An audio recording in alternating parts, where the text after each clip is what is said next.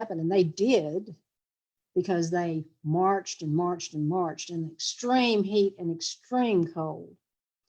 And, Sue Shelton White was actually thrown in jail because she stood in front of the White House. It was a bitter cold day in February, and the snow was coming down, and she had a picture of Woodrow Wilson, who had not come through with his pledge to help women at that point. He changed his mind, but at that point, he was not helping them. She threw his picture into the bonfire that they were huddled around trying to stay warm, and was thrown in jail for 5 nights. She was the only Tennessee suffragist to be jailed. So these women after that wore their prison uniforms and rode the prison special. That was their version of social media. They traveled across the country on the back of the train, talking to people about why women deserve the right to vote, and talking to them about the treatment in Washington, in DC, in the jail. Now, you do remember the story of the women who were thrown in jail and were tortured, were force-fed, beaten.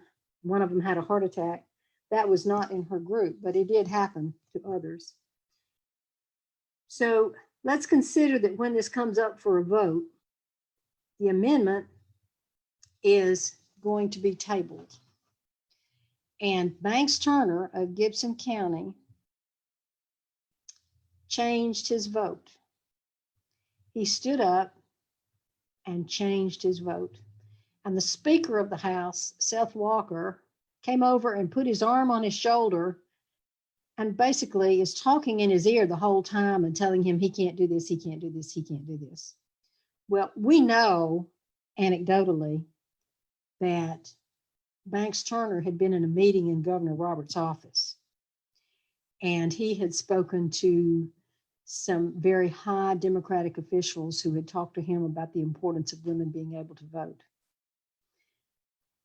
Banks was not an ignorant man. He attended Vanderbilt. He had a law degree. And he believed that women should have the right to vote. But when he changed his vote, the Speaker of the House just really gave him a hard time. I cannot imagine standing there believing in something and having the Speaker standing there talking into your ear the whole time, trying to force you to change your vote. But he did not. And then, of course, we know that the famous story of Harry Byrne, who changed his vote because his mama wrote him a letter and told him that he should do what his mother said, which was to give the ladies the right to vote.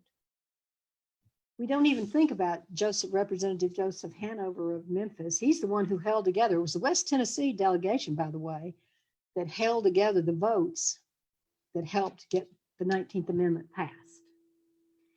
Joseph Hanover was a Jewish immigrant. His family immigrated from Poland when he was a little boy, and they lived, his father had a dry goods store. It's now called, it's the Broad Street Restaurant. It's still in existence. And he ran as an independent. And so he was a young Jewish attorney. And Carrie Chapman Catt came to him and said, I would like for you to lead the way with the pro-suffrage votes. And he agreed to do that. Now, keep in mind that he was actually attacked in the hotel elevator and beaten and called a Bolshevik, so that Governor Roberts assigned a trooper to be his bodyguard at all times. Joseph Hanover lost so much weight because of stomach ulcers from the treatment that he got every day. But he did hold together the votes. He didn't run again, and for which I cannot blame him. And he became a highly successful attorney in Memphis. And we have a book about his life, which Bill Halton wrote. I think you can see this. And it details everything that happened in this battle. Now, when you consider that these women were highly educated, they also had to deal with the battle of race, because that was part of the topic. Well, if women get the right to vote, then Black women are going to have the right to vote. And I can tell you that Sue Shelton White, who grew up, as I said, impoverished in Henderson, they lived in the border between the white neighborhood and the Black neighborhood because they were so poor. And her mother taught many Black children how to read and write. So she had an egalitarian point of view, whereas some women didn't. I mean, that's the truth. That's the way they were brought up. But in point of fact, Black women did gather. Frankie Pierce out of Chattanooga led the way. She is on the Tennessee Woman Suffrage Monument, as is Abby Milton and Alice Dudley and Sue White. And regardless of whatever their backgrounds were, when they came together, they were determined to make this happen. Now, you would think, I suppose, that people would believe that this was a good thing, but they didn't. And when I think about actually some of the women from out west came to the vote and were in Nashville because they said, we have the right to vote in the West. Why can't you vote in the South? They thought it was strange that there were these protests that if women had the right to vote in the South, that all the families would fail and the churches would be empty and life would end as we know it. So think about the fact that 72 years of working. And also in this era of the pandemic that we're facing, in 1918, the Spanish flu was decimating the world. And yet they were out walking, meeting people, and talking while this was going on. They were determined.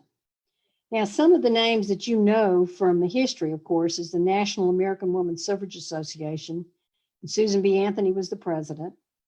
Carrie Chapman Catt became involved in that. And the National Woman's Party was a little bit more radical, I would say. And Sue Shelton White actually left the NAWSA, National American Woman Suffrage Association, to join the National Woman's Party because she felt that not enough was being done.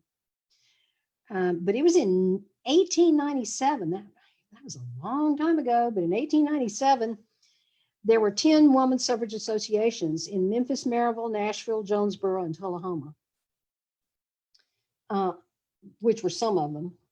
And then the Tennessee Equal Rights Association was formed in 1897 as well. So, as I mentioned earlier, we know that Brownsville had its own chapter of the Tennessee Equal Suffrage League, and that you had women involved there. I would be interested to know who they were. Who were these women who were so brave? And I'm actually doing some research to try to find that out. Now, and I want to mention, I know this is a minor detail, but people get confused about the suffragists and the suffragettes. The suffragettes were the British contingent, and they were much more violent than our women in America. So ours were the suffragists, ISTS. And consider also that the Chattanooga Suffrage Society Club, now isn't that a name for you? That was formed in 1911. And I think it's hard for me to consider of it as a society club, but if it worked for them, if you wanted to get women involved and you didn't want to scare them off, maybe you needed to call it the Suffrage Society Club, and that's okay. So there were 75 Tennessee Equal Suffrage Leagues formed by 1914. And then there were 20,000 suffrage supporters that went to New York to march in the suffrage parades. And I have a slideshow that I'm going to show you here shortly, telling you some of this. The Nashville Suffrage League hosted the English suffragist Sylvia Pankhurst in 1912, so she was leading the way. Jackson, we organized our suffrage league on December 20th in 1917 with Mary Ellis Butler as the president. And then there was a congressional union formed for women's suffrage that was also set up. So around the world, the National Federation of Women's Clubs, with 2 million members, endorses women's suffrage. And that was in 1914. And you may not know also that one of the reasons that I became so involved in this was that Business and Professional Women of Tennessee was one of the first organizations for women in business ever formed. And it was because the men were at war and they needed women to run the industries and the businesses. And so these business organizations began to teach women the necessary skills to do that. So the Jackson, Business and Professional Women, Chattanooga, Nashville, we were all formed back in 1919. And we've been here a long time in Jackson, Tennessee. And Sue Shelton White was actually our president between 1929 and 1932. So as I go through the list and I think about these women who were brave enough, by 1915, they had 40,000 marching in New York. So the tide was turning. In 1916, Humboldt set up its equal suffrage league. So we do know that they had one. So there was Sumner County and Humboldt opened theirs. They were one of the later ones, but that's okay. At least they got involved. Not many people realized that Jeanette Rankin of Montana was the first woman elected to the U.S. House of Representatives, and that was in 1916. And President Woodrow Wilson said the Democratic Party platform will support women's suffrage, but then he didn't do it. That's the thing about it. Then he reneged. Those politicians, they promise you one thing and then they take it away.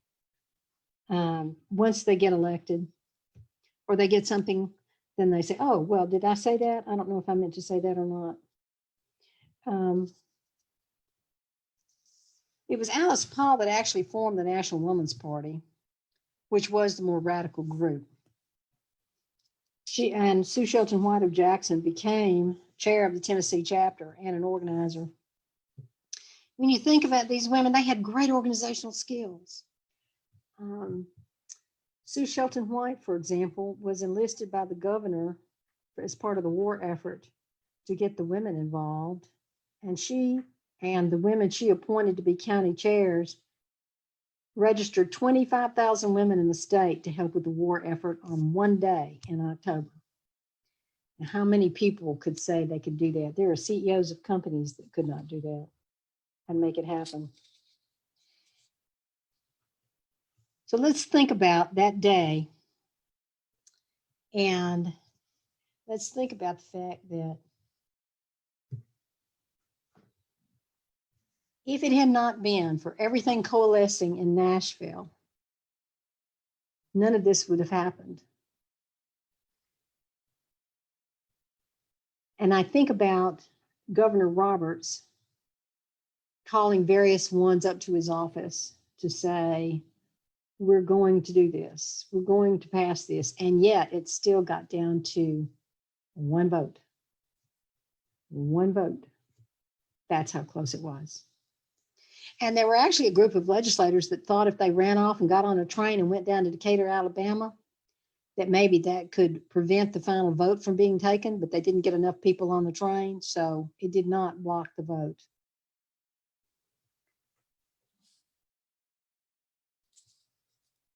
And think of this too, on August 24th was actually when the ratification resolution was signed by the governor, and it was taken by train to the U.S. Secretary of State in Washington. And they did it in the middle of the night and got the Secretary of State up in his robe to sit there and sign it. Nobody else was there. They didn't want there to be any more hoopla, no more uproar. So all of these women who worked so hard here in Tennessee got on a train, a large group of them, and tried to get to Washington, but they were not there when it was signed. Can you imagine the disappointment when you discovered that they signed it in the middle of the night so that you couldn't get there?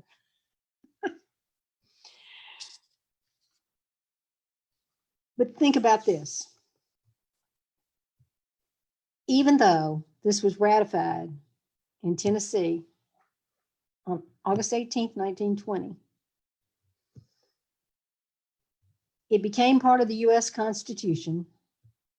More than 17 million American women won the right to vote.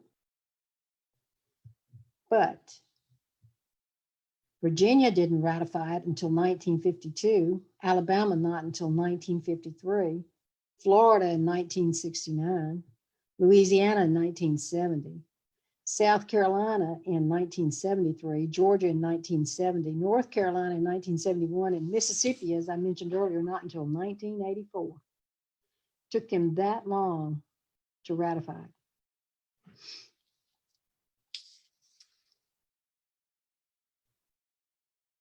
So I want to show you some slides which will give you a little bit of information about this. So what I'm going to do is we have share screen. I'm going to click on the PowerPoint now. And we're going to go to slideshow. And we're going to hit, are you able to see that? Have you done the share screen there? All right, let me end that and come back to it. Let me hit the share screen. Yes, go right ahead. Okay, good. And then it should have your screen on for everybody to see. There we go. I think we Perfect. have it. Awesome. Good. All right. Let's move this down a little bit.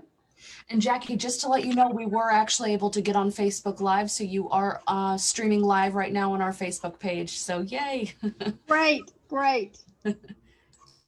All right. So the nation's largest nonviolent revolution brought women the right to vote. This is our website, TennesseeWomanSuffrageHeritageTrail.com, where we have a lot of resources and historical information and images. This was marching in Nashville, Tennessee. The parade was in 1915. This was marching on Fifth Avenue in 1917. 20,000 women were there, and later 40,000. I think seeing these images makes us realize for the first time that this is not just some small groundswell that happened, but how many women went to these cities to march. So here's one of the posters that said, "To save the South, you've got to come to this meeting, mass meeting, to prevent these women from getting the right to vote." The dirty pool of politics, can we clean it? Give us a chance. This was actually the Senate chamber at the moment the vote was being counted by the clerk. After the vote was finalized, yellow roses, all the pro-suffrage folks had on their yellow roses, and they took them and dropped the petals all over the legislative floor. I can see this veil of yellow roses coming down. This was right after the vote on the steps of the Capitol on August 18th, 1920. And you will see that we have Sue Shelton White here in the front. And if you're able to see the slide, it tells you that we have Banks Turner on the far left at back. He's shaking hands with Ms. Flanagan. And in the front, we have Simpson and Betty Graham. And let's see, who else have we got here? I think we have Banks Turner, we have Harry Byrne, and the key folks right there. All right. This is one of my favorite images. And here, these were the suffrage strategists. This was U.S. Senator Kenneth McKellar. for whom we have McKellar-Sipes Airport in Jackson, Senator Ernest Haston, Sue Shelton White, Governor A.H. Roberts, and Representative Joe Hanover of Memphis, who helped pull it together. You see a picture of the Sue Shelton White statue in Jackson City Hall Plaza, which was designed by sculptor Wanda Stanfield. This is on the Tennessee Women's Suffrage Heritage Trail. We wanted this place facing east toward Nashville, where she fought so hard for the passage of the 19th Amendment. And her former law office is located across from the Madison County Courthouse. She was actually in practice with Judge Hugh Anderson, who was quite famous for serving as a judge during the Nuremberg trials. And you know the story, of course, with Judge Anderson. He died tragically when he stepped to take the elevator down, and the elevator wasn't there. And that was in the Madison County Courthouse. But this sculpture is beautiful, and we have the yellow roses around it. We had so many donors that we ended up redesigning the base to make sure we could get all the names there, which was a wonderful issue to have. This is the monument in Centennial Park. This is a $1 million monument. Alan LaQuire designed it. It has images of Ann Dallas Dudley, Frankie Pierce, Abby Crawford Milton, Sue Shelton White, and Carrie Chapman Catt. It is a beautiful monument. It has walls around it with all of the donors' names on it. It has these, one of the walls has the representation of the 19th Amendment, and also honors Lois DeBerry, Beth Harwell, and Jane Eskin for being trailblazers in politics in our state. This, no one has seen yet. This is an artist's rendering. This is the monument that we call the Equality Trailblazers, which will be located on the river side of the University of Memphis Law School. So it is under construction now. It is to be dedicated in December. There will be 14 steel panels of women marching over 100 years, which will face the law school. There will be 14 glass and steel panels with 6 bronze busts on steel pedestals and LED lighting, so that when you come over the river bridge, you will be able to see those images in the background because of the lighting behind it. And it will be part of the Tennessee Women's Suffrage Heritage Trail, the Memphis Heritage Trail, and the National Votes for Women's Trail. And we also know that Clarksville put up their monument this year, and their monument depicts every woman who would be going to vote. Chattanooga is designing a monument in Frankie Pierce's honor. It isn't finished yet, as I understand, but they're working on that. So eventually, between Knoxville, which now has 2, Chattanooga, Clarksville, Memphis, Jackson, and Nashville, you would be able to get on the bus in Memphis or get on the bus in Nashville, travel through the state, and visit each one of these historic sites. And it's never too late to study our history, especially where the right to vote and politics is involved, as we know now, facing a presidential election before long. I hope that every woman will go out to vote. And I can tell you that if I talk to someone who says, I don't vote, a young woman who says, I don't vote, I'm just horrified. But I will say this, my daughters vote, because I said, you know, these women went through terrible times so that you have the right to vote. And you can drive in your air-conditioned SUV over there and go vote. So right now, I know I have gone on for a little bit, but what I want to do is let you ask any questions that you may have. And so I'm going to take this down, although I want you to see one last thing, and that is the 19th Amendment.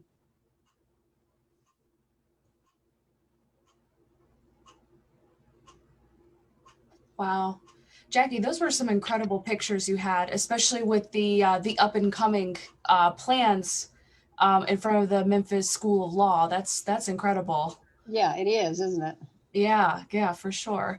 Well, I think what I'll do very quickly is just show a very quick demo of the exhibitions that we have in the museum right now. So I'm going to take over the share screen really quick.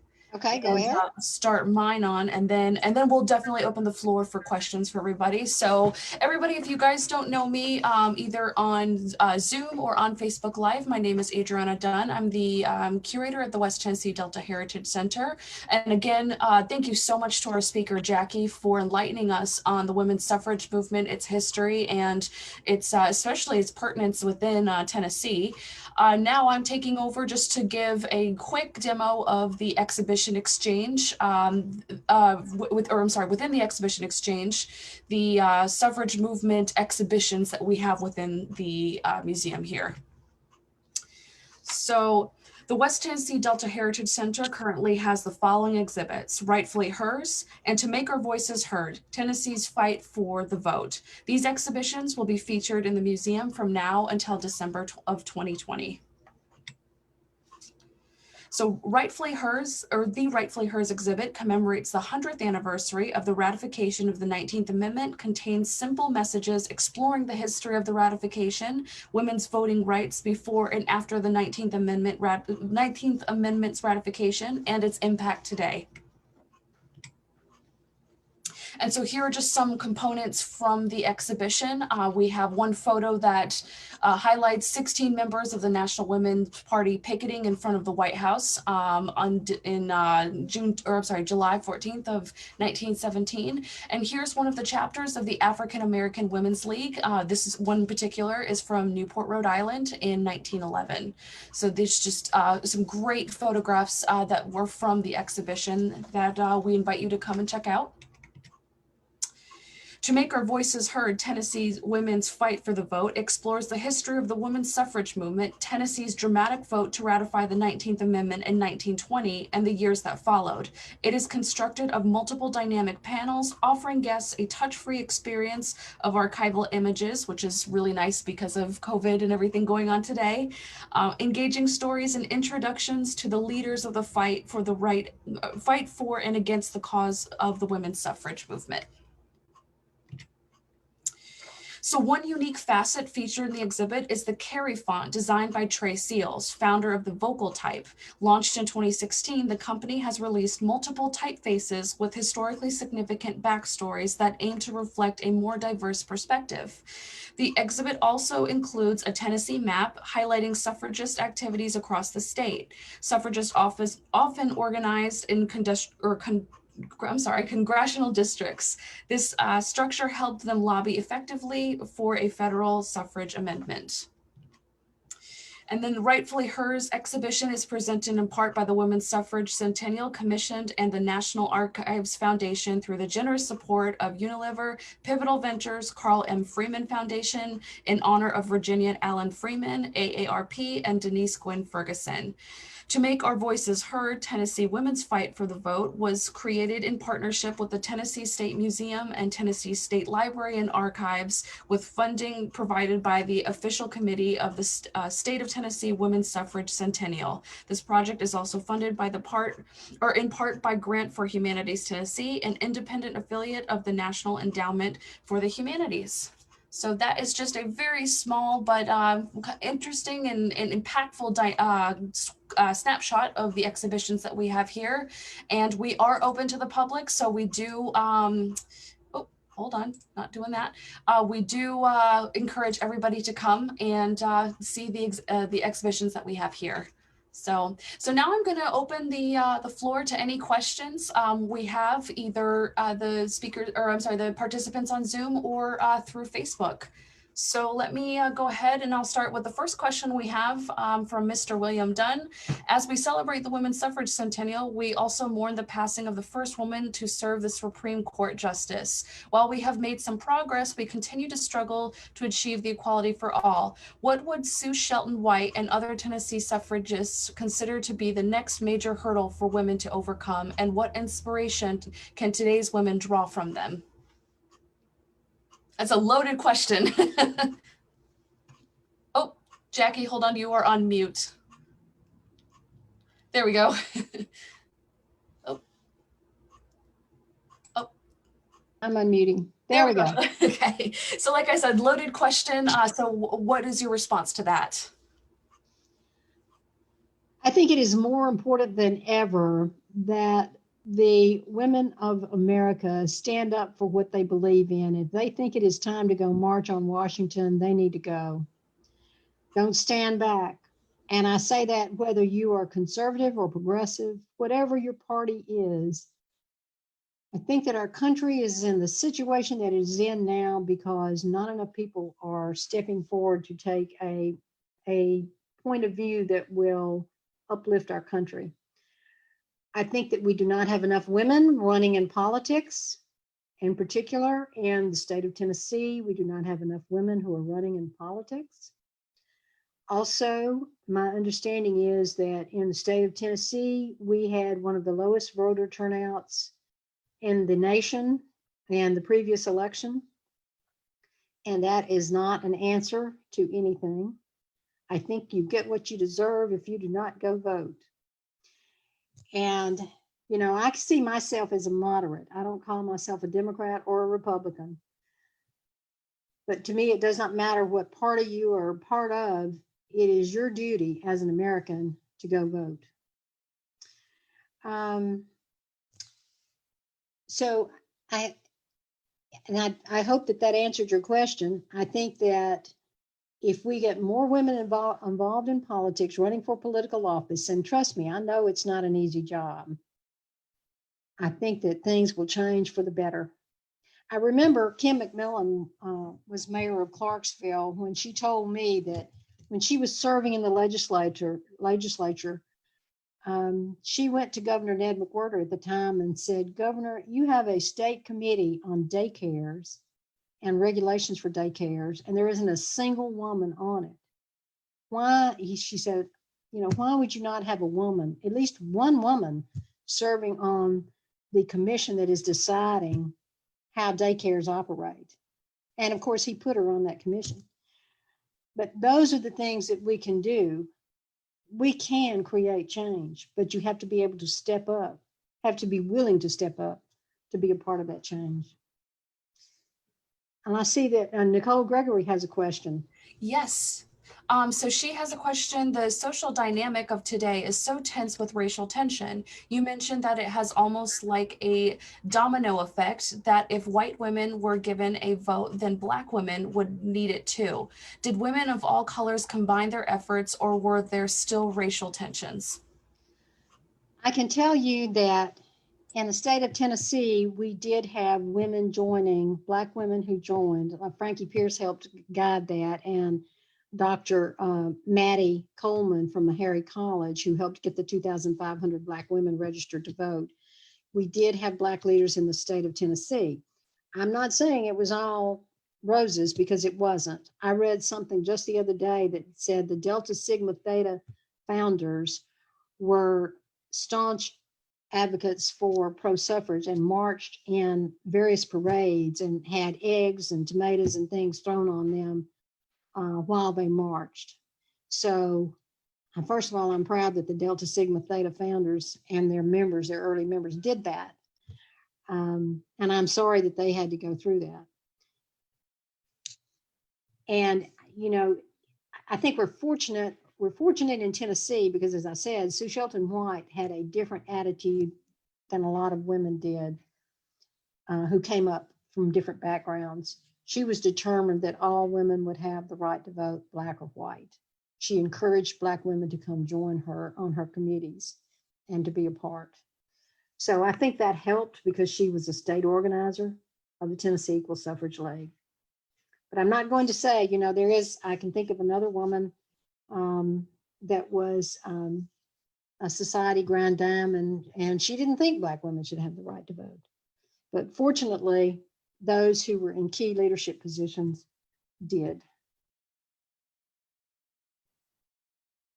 And I'm actually going to ask a quick question just because I find the subject matter so fascinating and your talk was so incredible.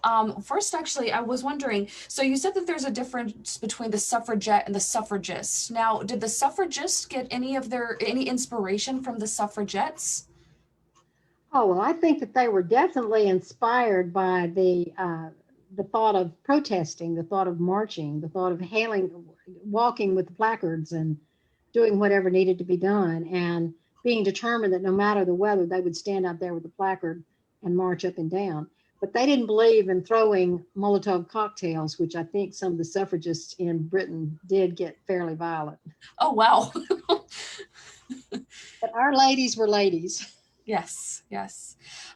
Now, one other question I had, the Sue Shelton White memorial that's there, it's absolutely breathtakingly gorgeous. And I know with, it looks like it's got some classical revival or even neoclassical elements to it. And I know neoclassicism is about freedom and that element of your own right as a citizen. And are there classical elements within the statue of Sue Shelton there, or is it just, was it just kind of, that was the artist's design there and it wasn't a thought with the creation of the portrait there? No, she actually did take that into consideration. She considered those elements when she created it, and something else that she did for us to remember is that inside the bust there are some items that belong. There's a DAR pin that represents the DAR.